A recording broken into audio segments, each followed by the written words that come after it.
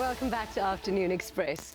Now, Mzukisi Mbane has to be our favorite designer and creative entrepreneur at the moment. We just can't get enough of him. So he blew audiences away at this year's Fashion Week with his interpretation of an African bridal dress, which was nominated for the most beautiful object in South Africa. Take a look at this.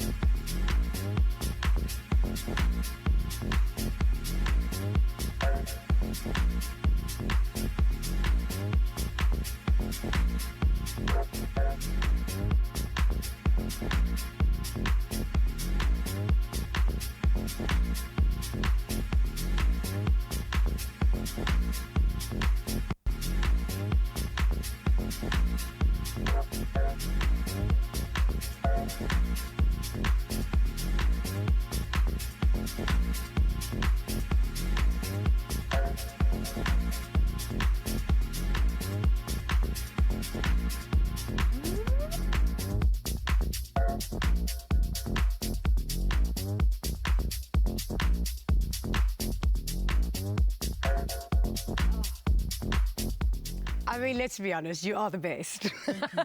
Congratulations. Thank you. What a show. I mean, so international. You're ready to take on Balmain, I swear. Now, tell me about the conception of the wedding dress, the African wedding dress. So beautiful. Cool.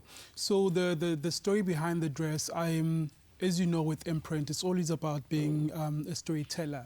Yeah. So I looked around and I didn't see that sort of being represented in the form of the wedding gown. Yeah. And the concept was, I am Africa.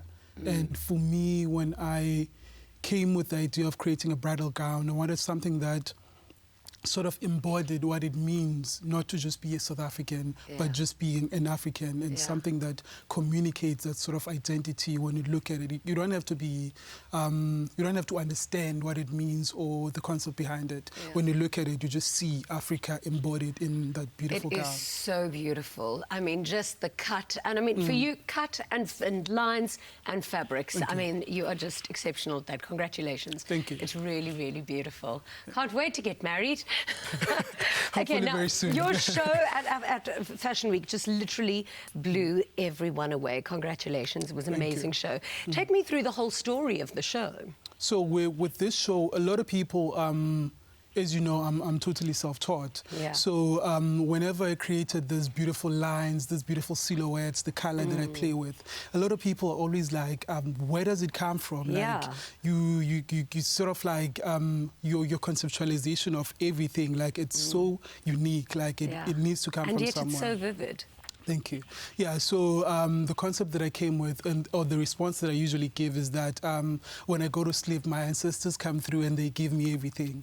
So the whole collection was sort of like a thank you or something to recognize that what I do sort of comes from a place or something that's bigger than myself. And a lot of people that attended the show sort of got the idea, or when they watched the show, it was so emotional and it touched them in a different level that was beyond just a fashion show. And I believe that the ancestors were totally there. But you know what? I believe that too. Your ancestors are. They're embracing you and they're seeing your creativity and they are guiding you. And they are, you know, I sometimes dream about my grandfather and I wake up in the morning and it's so real, but I feel that love from that dream and it carries on through the day. They are always there. It's absolutely true. It's so beautiful. And then, of course, you know, the living is also supporting you. I mean, having Madansini be part of your show, that was beautiful. How did that come about? When I had the idea, for me, it made sense to get someone who was sort of like a custodian of what the Xhosa culture, Xhosa identity is about in the living.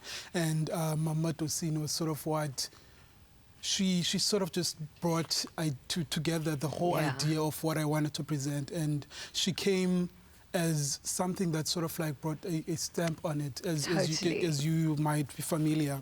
Yeah. When we're doing traditional ceremonies in the Xhosa culture, there needs to be someone who's older, who's going to be sort of like your tool to communicate with with ancestors. And for me, she just made sense, and my assistant Sia was always like pushing for, because I had the idea, and it became very difficult for me to sort of connect her with the show. So Sia was always there pushing, and we made it work, and we got her, and she was beautiful, and she was welcoming of what we wanted to do with her. And we've had her on the show before, and she's just got this amazing spirit and this presence that when she walked into the studio, just everything was calm. Everything You just feel changes. her, really beautiful.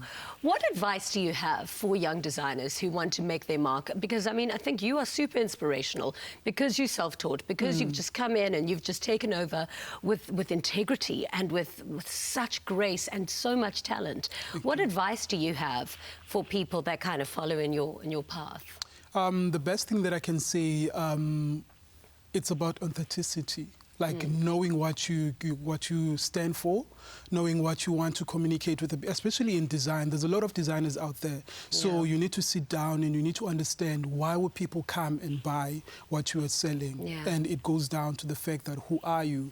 What do you want to communicate? And is your story really yours? And people catch on to that. And your story is truly yours. And now we can all watch it because they're making a documentary about you. Yes, What's it going to be like? The documentary, it takes from the surface, but it goes deeper, because a lot of people, I always tell my story, but people never really know how it actually felt coming into the industry, as the fashion industry is very closed off. Doors were closed off for me. Really? And, a lot. So it was a struggle getting into the industry, and it's been a struggle sort of like navigating the industry, because my talent sort of superseded the resources that I have to actually put the brand where it's supposed to be. So the documentary tells that story, and it sort of celebrates the stuff that I've been able to achieve. Like a lot of what I've achieved, it gets difficult for me to actually... It must be so frustrating, though, knowing that you're that talented, but then you're so limited with what you have around you. How did you break through that? What was your catalyst to then eventually being able to move in the right direction? I think my catalyst has been the Design Indaba, the Emerging Creative. I remember applying and being accepted. For me, it was the first opportunity to sort of be in a space where there were so many creatives. I sort of I got a sense of fear, and I didn't feel like I belonged there. But being there the first day and having sold out on the first day, for me, it made sense that I was meant to be there, and it sort of pushed the brand to grow. You know, that's a common theme with like really successful people, is that it's called imposter syndrome, that they never understood or felt or valued where they are. But you know what? Thank you, Design Indaba. You are exactly where you're meant to be, and greater. You are so exceptionally talented. Well done. You deserve everything that's coming your way and more. Thank you for being here.